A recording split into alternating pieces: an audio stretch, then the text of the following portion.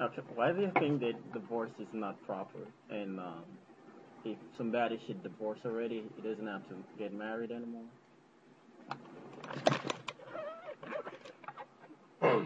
Well, imagine that when if God decides to divorce you, think about that. Okay. Now you have to think about that. If God has to divorce you, so what does that imply to you as a human being? So that means everybody, no matter what your spouse does, you have to stay put. But for me, I'm not satisfied about that. Can we hear from some other person? No comment. Okay. Uh, Your power came off. It's okay. divorce.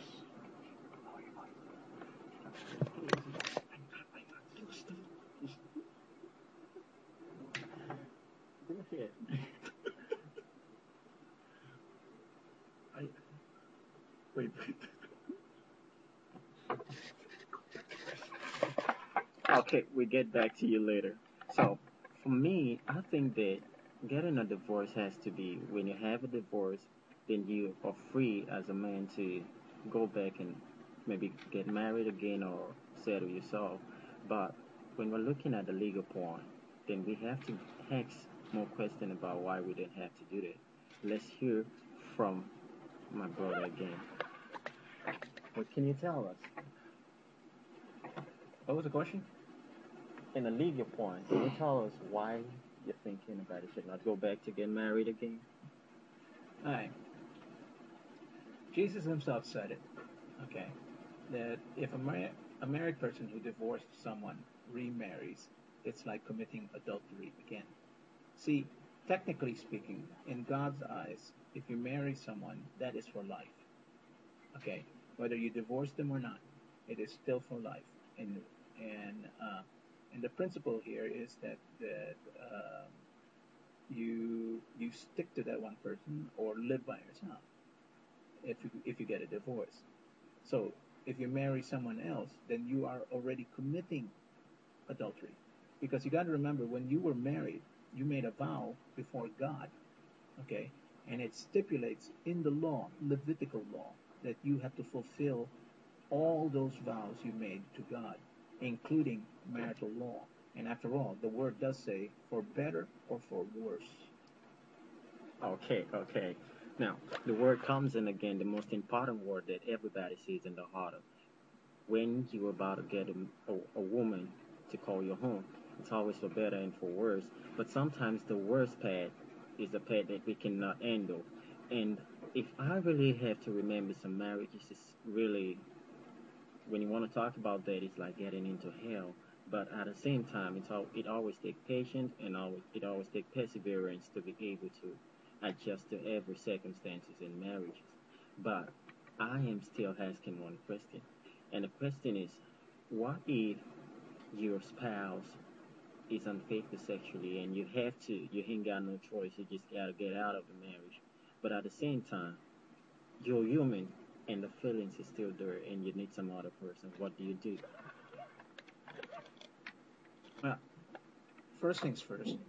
Okay, when I talk to you about the law, the Jesus' point of that here is that if you live by the law, then you have to learn how to do everything by the law. But by the grace of God, for what Jesus did on the cross, this is the age of grace. If you have accepted Christ in your heart as the one who who paid for your sins, then every one of your sins has been forgiven by Him. Right? Your weaknesses, whether you're going to remarry on these things, has already been forgiven by the Lord.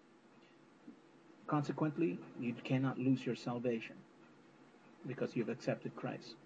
Okay, now I'm talking for those who are truly and only those who are truly born again. The Can Christians fall prey into divorce and in weakness fall in love again? Yes, and the Lord knows about that. That is why we are living in the age of grace. Every favor that we have is undeserved, Yeah, yeah, yeah. and I thank the Lord for this time. Because if we try to live according by the law, well, we'll all end up being in hell anyway. Fortunately, we live in the age of grace. But that's only open for those people who are born again. Okay. So, um, so what you're trying to make us understand is that even though we did that, it's always a place of mercy. That we could still go back together and tell God, I apologize, and we're all humans, and we could always fall back to you when we make mistakes. But at the same time, what do you think? Do you have any idea of what you could tell us about that? Divorce. If, yeah, if you engage in a divorce and you remarry again, sooner or later, if your relationship got sour or something bad come up, I'm very sure that will be your quickest escape again without dealing the problem, and it will be uh, it's like a circle, unending, marrying, divorce, marrying, divorce, until it will come to a point that you don't know how to to have a relationship, a proper relationship with yourself, because every time there's a problem, you just ran away with it. Divorce, you make a divorce. Okay. Now, I could understand one thing, but I still have one. How much memory is this recording? Mhm. I still have one question. For example, if somebody was a non-believer and he had a divorce, so when he finally gave his life to Christ, is it possible that the person could remarry again?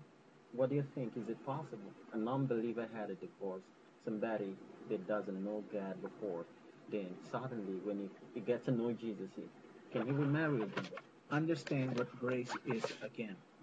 Under grace, you cannot do wrong in the Lord's eyes because He's already forgiven you of all the sins that you yourself have not even um done yet. Christ has seen that already.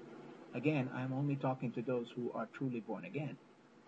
So under that situation, the Lord's not going to condemn you. However, there are the if you sin against the Lord, though the sin would not condemn you to hell, there are circumstances that you will have to learn to live with. And like in most marriages, and since both of you are not really married, so you guys really have no idea what you guys talking about, what marriage life is about. There are certain consequences that you're not aware of.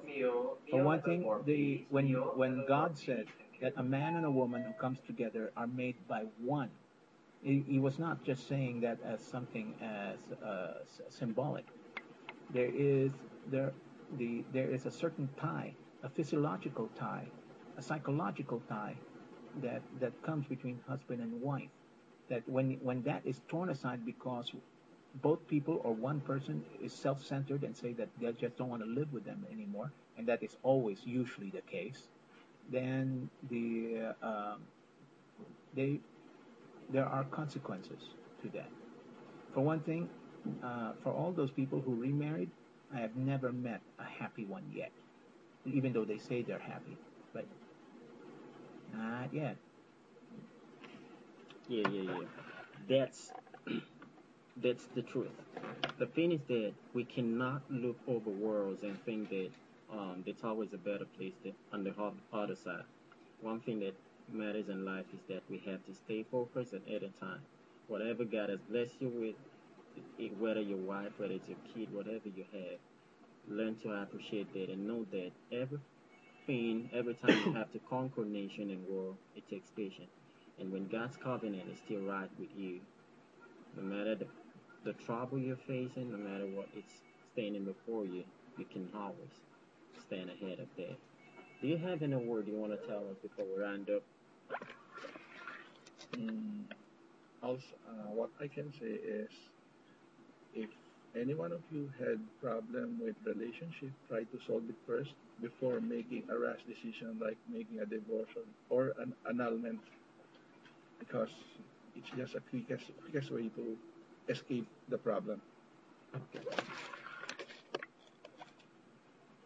This is Michael, James, and right beside me I have Johan, kiss him, baby. Einer.